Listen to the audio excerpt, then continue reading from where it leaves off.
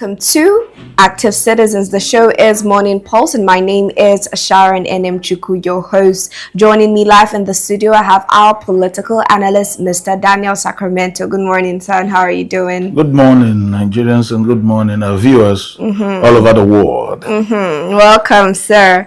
We're diving straight to the news we have for today. We're seeing that there is a possible federal, state, and local government increment with the revenue allocations ranging to about 14.57 trillion naira following the recent executive order signed by President Bola Ahmed Tinubu. Now, this increase has got a lot of people talking, and I want to get your take first, Mr. Daniel Sacramento, on this latest development.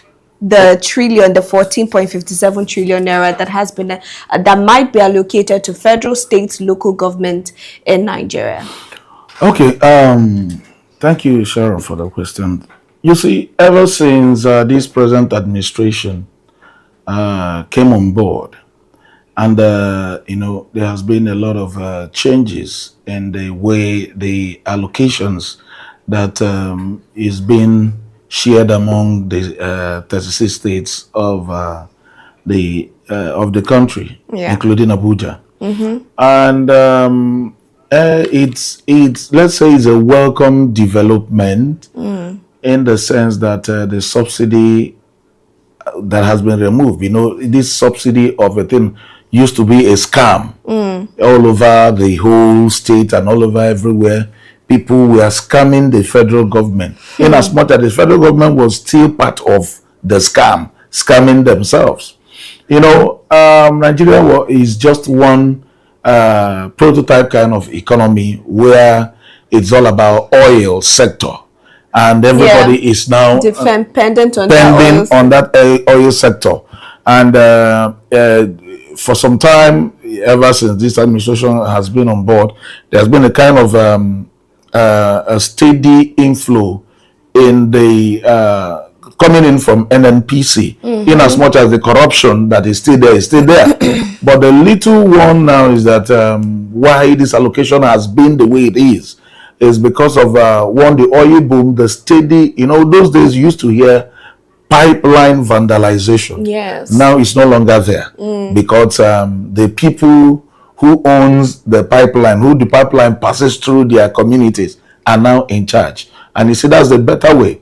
If you want to catch a criminal, you also act like one. Or you want to catch a monkey, you must behave like a monkey. Giving that security stuff to Tom Polo, who has been on board guiding this, has really, settled that and has boosted the economy of the country. Wow. Now, the perceived money allocation that needs to be shared among the state is a welcome one, because it would help states develop more. And any state that is still lagging behind in development, the governors should be questioned. This is where EFCC and ICPC and all of them should act. President Ahmed Bola Tinubu has been, giving out a whole massive money to governors. Now it's now boils down to the governors to bring development closer to the people. Exactly. Transforming the lives of the people. Yes. Creating atmosphere where where unemployment will be eradicated. You understand? Yes. So it is a welcome development coming from this administration. So any state that a poverty rate in the state is still high, then the governor should be held responsible concerning. But sir, do you think that there are some people who have come out to say, especially on the side of the presidency, when we're talking about Osun State and the local government allocation issue that they're having, he said that we're because we are practicing a feeding bottle kind of governance, where the local government, the state are dependent on the federal government for allocations instead of generating revenues, the reason why we're not seeing as much development. That's not basically the truth. The truth about it is that any man who chooses, or a governor who chooses to bring development to their people, would always do it. Last week I was telling, or this week I was telling you, let's use the 5 Eastern State governors as example. You see how fast development has been spreading across the 5 eastern states. Yes. Doing vehemently well, trying to, bring democracy closer to the people. I'll give you an instance. Anambra State Governor, just in his 2 years, brought back moribund water scheme that has died over the years. Now, you find out that majority of the things Nigerians are passing through is just based on bad leadership. Wow. That is the gospel truth. If a sitting governor, under just 2 years, resuscitated the water scheme that has been moribund for more than 30 years, or 20-something years, under 2 years, and every nook and cranny of the state, there is water, then it means that somebody is benefiting from the suffering of the people. True. Now, a sitting governor employed 8,150 teachers under 2 years, bringing employment closer to the people, paying their salaries. These are things governors do when they are trying to leave power, creating job employment for their successors. So you find out that if we have sincere people that have integrity, you will see every state glittering. You will see every state flourishing. Look at Alex Oti in Aba. Yes. We have governors who have come and did nothing. Even the most annoying one is a man who is from Umba land, who would have said, okay, my people, since this power is now in our place, let me develop my place. He never did. He's now a man from a different region who has a blueprint and a vision for his people, came on board to transform the whole of Aba, which he knows that the IGRO that Aba brings on board is closer to the one that Lagos generates. If every machinery is properly put in place, when you go to Aba, there are sectors of in every area. Go to area, you see where manufacturers, you see a lot of companies, and that is why they resuscitated power. He came on board and found out that the only way Aba will succeed is 2 things: putting constant light in Aba and giving Aba quality good roads. These are the things that's the only 2 things that is lacking in Aba. There are businesses, but businesses started folding up because there was no light. And it's generally what happens in other states. And that is it. So every state has their own peculiarity. But that's that issue of electricity. Now, this is even the cause in Nigeria, because a lot of companies has left. Yes. P&G left. So many Dunlop left. Michelin left. So GlaxoSmithKline left, because the taxes they are paying, it's not commensurate to what the government is giving to them and the profit they make. So these are things that now the president has opened up to say this is the kind of amount that is coming to every state. Yes. So when you don't bring this thing closer, and remember that the local government now receives their allocation directly from the federal government. They changed that from states to local. Yes, in as much as a lot of the governors are still in charge. Yes, I agree in a way, but I do not agree in another way.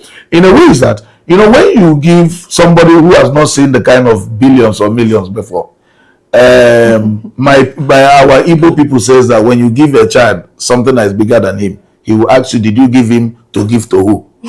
You understand? Yeah. So now, the governors are in charge because some of them, they know the level of rascality that people could play, because somebody who just came on board and has never seen billions as well will say, first, let me enrich myself first, before I start looking at other people. So we don't have that wealth management in local government area right now. Some of them, yeah. So, but the governors are there to put them through. Some good governors, I'm not talking about general, but there are a lot who are just there to make sure they enrich themselves. Yes. I give you an example. Look at Pitamba in Enugu State. It's collaborating properly with his local government chairman. He go to Abia State, the same thing. He come to Anambra, the same thing. Ebonyi, the same thing. Yes. So you find out that there must be a cohesion to work, because the governors have been working in all the local government. And another thing is that if you say local government chairman to be totally in charge.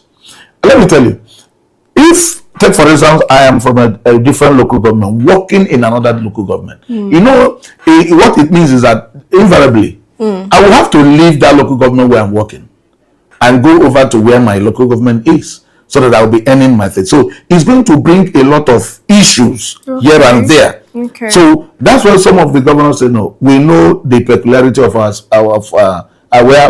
states, so we have to handle it this way and that. But these people must receive this amount so that they could run some certain things. You know, they should run the local government affairs, make some things. And in some states, the governor has relinquished some of the IGROs to the local government. Amazing. Yes, like in Anambra, I know the when it comes to the environment, the local government is in charge of all the, you know, dustbins and some of the roads as well.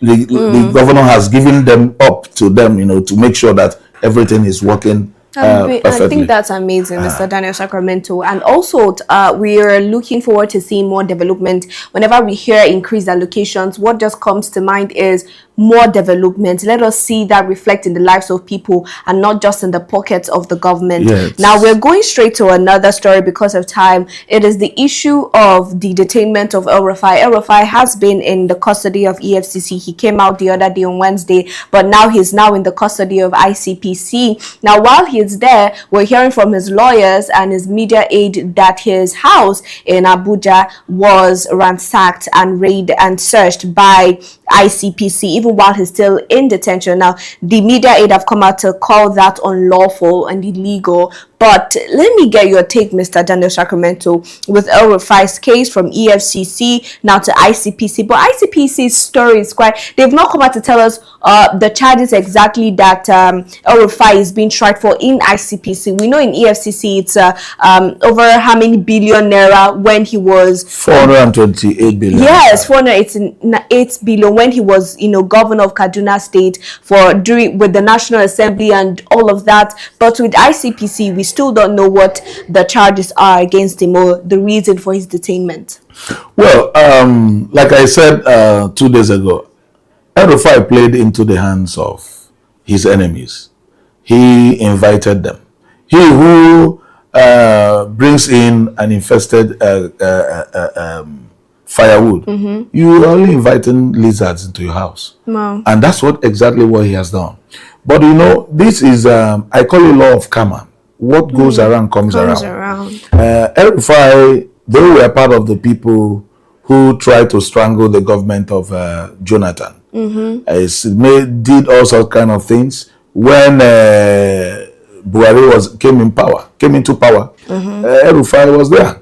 He was part of the people piloting the affairs with Malami because he was an in-law to the president. He has a very strong connection. And now, they are no longer in power. So everybody is going to carry their cross. Now he has issues with ICPC. In as much as he said he was going to honor, they wrote him. Yes, they wrote ICPC. Yes, and he said he was going to honor them on Tuesday. And note that as well, you still have case with DSS. Yes, for the cyber crime. For the cyber crime issue. So his case is terribly complicated because he's going to answer all this to all of them and clear his name. If he claims he's innocent in it, he has to clear his name in it by you know have a strong lawyers and you know trying to prove beyond every reasonable doubt that all the allegations are not true. But you know, Nigerian setting, there has never been any that has come out. There has never been any that comes out and say it is not 428 billion. You know, I know I have 50 billion, I have 100 billion somewhere. Or let me bring it on board. You see, that's what the level of corruption we have in this country, because we have no working system, because we have no spirit of continuity, because we have no genuine people, leaders in the country. And that is why you see whenever, every now and then, EFCC will bring out strong reasons, strong cases against them. And you will hear them saying it's not true. And no, where who siphoned those money? So that is the terrible issue. So, in as much as I know he's not in the good book of this present administration, it shouldn't be a selective prosecution. Yes. Shouldn't be selective. General. It should be general. Do you know that if EFCC is functioning well and ICPC, the level of money that this country, we have no reason to go and be borrowing money. Exactly. We have no reason to go and be borrowing money from different countries, even some of the countries that we are far more better than. But just because they build the economy, just because they have strong system that will not allow corruption thrive, the way the corruption has now become a normal lifestyle in this country. So that is it. So definitely he has case to answer until ICPC brings up their charges. Maybe because why they have kept him till today, maybe they're trying to move him to court immediately. Oh, okay. Yeah, that might be a possibility to move him to court. Yes, because he needs to stay 48 hours before they charge him to court. Okay. All right. And then I do agree with you that in the history of all of these cases, fraud cases, we've never seen any acceptance, or we've never seen any headway. We've just been informed but not carried along. And for this particular one, we want to know how this case would go and how whether it would be allowed to fly under the carpet or it would be treated fairly. We're moving over to another story. This one is a video where we see the former presidential candidate under Labour Party, Mr. Peter Obi, addressing the market. We'll take a look at that video and come back. Still talking about e-transmission and the latest law that was passed, he said, and he's trying to encourage Nigerians not to be scared of that law. Let's have a look.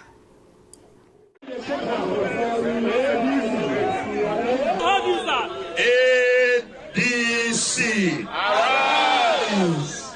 A, D, and C. The challenge we have here is just one thing: to go out on Saturday and ensure that we lay the solid foundation of change in Nigeria. That can only happen by electing this young man as the chairman of AMAC. Once we win AMAC, we have conquered Nigeria. Let us do justice to ourselves. No selling of votes, no collection of noodles, no slippers, no wrappers. The only thing is to vote Dr. No. Thank you very much. Thank you. Yes. ADC. All right. ADC. Arise. Thank you, Chairman. Chairman Kowa Plaza. Kowa. Yeah, Kowa. Okay. Chairman Power Plaza and your team, we thank you sincerely for the warm welcome. I'm sure ordinarily you want us to go inside, but we don't want to disrupt the market. We just want to plead with you that we have election. All right, now what Mr. Peter Obi is trying to say basically is to encourage Nigerians to still come out and vote. He has said that even if the electronic transmission did not go as Nigerians wanted or they fought for, if you can still prepare and stand there to protect your vote, there would be no way or there will be no leak for the INEC officials to change or to tamper with our vote. Do you agree to that, Mr. Dan? Well, that's one. Okay. That's one. The Nigerians, people whom that's going to vote that day. Everybody should be on the watch. First of all, I want to first sympathize with the youth corpers that are going to work that day because their story will be terrible. That's what we talked about yesterday. Yes, their story is going to be very, very sympathetic because one, I know the politicians will want to use them. Yeah. To scuttle the will of the people. You have to be dangerously careful. Yes. That is it, because it's not going to fly. People are going to be ruthless when it comes to that. So the federal government should do everything humanly possible to protect the youth corpers because so many of them will be victims. And they should not allow themselves to be used. If you know you're going in there to go and, play with your life, you better stay clear. That is the truth about it. Because one, I know politicians will want to come and tell people, say, network, yes, we could do this and do that. And people will now, because everybody will come with you will even be shocked. People will bring 5G network there. That is what I'm suspecting. No. I'm just telling you, people will bring 5G network and come and set it voluntarily. up. Voluntarily. Yeah. Set it up. Bring generator, fuel it. So there is no reason to say there is no light and there is no network. My brother, there is network. You must provide that network. Exactly. On that thing, because people need to. So it has to. People need to stand. Let their vote count. Take, record everything that has happened there. Video everything, and you see one thing here. Why I'm saying this, on the other side, this is where we have to look at the judiciary system. One, and also the INEC. They are not independent. Let's not mince words. They are not independent. That's the truth about it. So it's not going to be very, very palatable. But with God, we know all things. Possible. Exactly. Thank you, Mr. Daniel Sacramento. And also to the couples who are watching or who would be serving that year, it's very important to know what you're doing there, because it's not going to be funny like what Mr. Daniel Sacramento said. Even the former INEC Electoral Commissioner, Maki Guinea, said the same thing, and how he fears for the lives of couples. So let us be aware and let us be informed. Now we're moving to the last story for today, where we're seeing in Ramadan spirit, we're seeing that President Tinubu shared some Ramadan packages to some people, and it has got a lot of people talking. We'll take a look at a video of one of the recipients of that package and come back again to take some comments. Let's have a look. Waiting our president send give me for Ramadan package. So come. Wow. See, easy to receive Ramadan package from your president, from your country president. Siam. This one is not for sale, yo. You see that dash me sugar. I go drink daddy. See me. They send me cowbell, make I drink tea inside Ramadan. Siam, another one. Easy make you collect gift from your country president. If you hear Opeke don't be small girl. So this is macaroni 1, 2, 3, 4, 5, 6. 6 sauce. Then spaghetti. You see them? If you use your run them. We can look like a dog to you. See King's oil. This one is 1 liter. You see tomato paste. You never finish, show. You see Maggie? Now, come see rice. See. I'm very sure this one is like 5 kg or 10 kg. Now, free. The right arm, not for sale.